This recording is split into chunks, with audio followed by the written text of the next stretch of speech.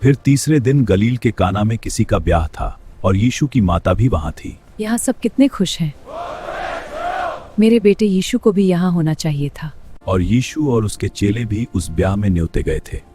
यह विवाह भोज आनंद से परिपूर्ण है।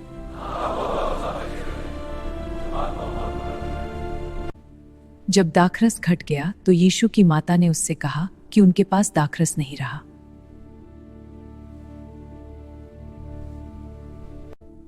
हे महिला, मुझे तुझसे क्या काम?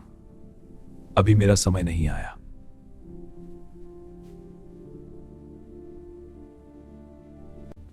उसकी माता ने सेवकों से कहा, जो कुछ वह तुमसे कहे वही करना, जो कुछ वह तुमसे कहे वही करना। वहां यहूदियों के शुद्ध करने की रीति के अनुसार पत्थर के 6 मटके धरे थे, जिनमें 2-2, 3-3 मन समाता था।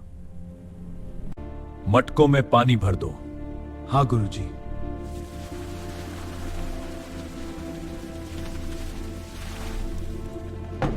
तब उसने उनसे कहा, अब निकालकर भोज के प्रधान के पास ले आओ।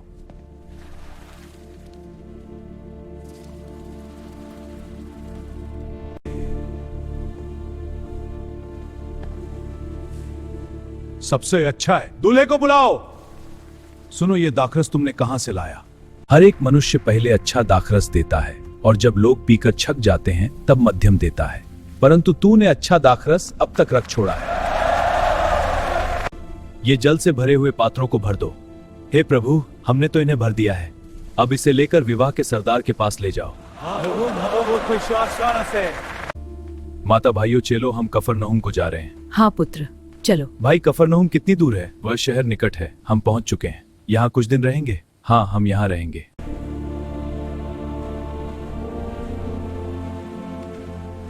यहूदियों का पसह का पर्व निकट है। यरूशलेम को चलो।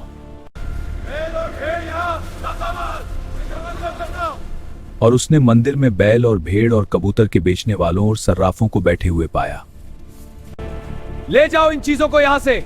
मेरे पिता के घर को बाजार न बनाओ। यहाँ व्यापार मत करो, यह घर प्रार्थना का है।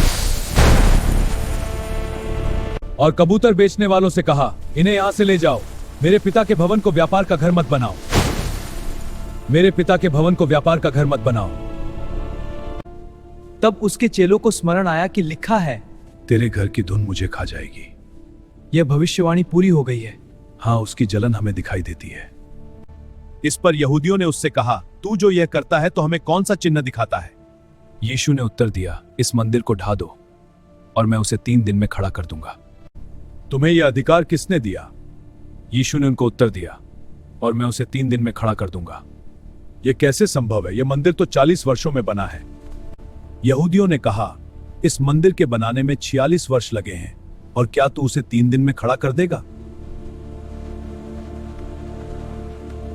परंतु उसने अपनी देह के मंदिर के विषय में यीशु ने कहा था।